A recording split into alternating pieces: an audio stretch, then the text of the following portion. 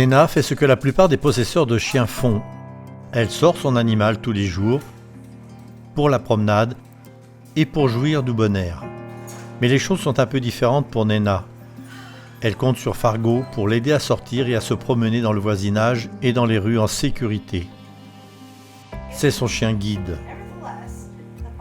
Nena et son époux Kevin sont tous deux aveugles. Ils vivent dans une tour de Toronto.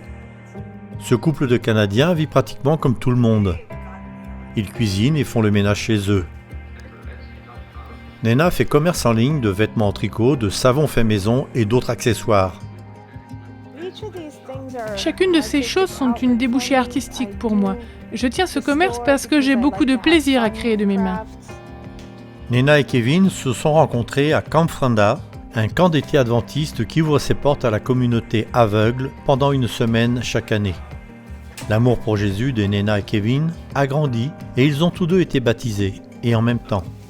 Ils sont tombés amoureux l'un de l'autre et pour finir, se sont mariés. Mais en dépit d'être devenus des membres de la famille adventiste, la réalité de leurs défis journaliers persiste. Je pense que beaucoup de personnes ne savent pas comment entrer en relation avec nous, et beaucoup sont effrayés à l'idée même de parler avec nous. Parfois, ils ne savent pas comment nous approcher en tant que personnes, et très souvent, nous nous sentons mis de côté. En 2007, ils ont fait partie de l'équipe fondatrice d'une nouvelle congrégation adventiste dans la Fédération de l'Ontario. Ils ont loué une salle de conférence dans un hôtel de Scarborough, une banlieue de Toronto, et ont commencé à se rassembler une fois par mois. Ce rassemblement a commencé à être connu et a pris le nom d'Amicale Vision Espérance, qui est destiné à accueillir les membres de la communauté des aveugles. Et forme maintenant un groupe uni avec de nouveaux visiteurs qui franchissent leurs portes régulièrement. Il y a beaucoup de désespérance au sein de la communauté des aveugles. J'aime le nom que nous avons donné à notre église, Amicale Vision Espérance. Cela représente la base de ce que nous sommes. Nous espérons, nous avons une vision et cette vision est celle de voir des aveugles être sauvés. Par la grâce merveilleuse de Jésus-Christ, des aveugles viennent à lui et trouvent espoir et guérison. En 2016, la Mission Globale a soutenu ce groupe et cette même année, l'Amicale Vision Espérance a été reconnue en tant que première église adventiste de la division nord-américaine pour les défaillants visuels. Depuis, ils ont organisé des rencontres dans leur propre chapelle, ouvrant ainsi la porte à d'autres possibilités. Les membres, tels que Kevin et Nena, sont fortement engagés dans le partage de l'amour de Jésus avec la communauté des aveugles.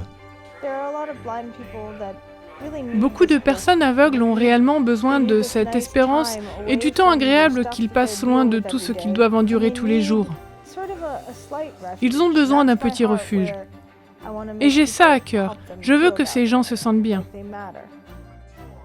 La plupart de ceux qui viennent ne sont pas adventistes, mais sont là parce qu'ils s'y sentent en sécurité. Ils viennent de différentes religions et de divers milieux socio-économiques. Cette congrégation ne s'intéresse pas uniquement à répondre aux besoins spirituels de cette communauté, mais elle est aussi attentive à ses besoins physiques. Pat, l'une des membres fondatrices, s'assure que les gens sont bien pris en charge. Elle donne aux nécessiteux des paquets de nourriture à emmener à la maison.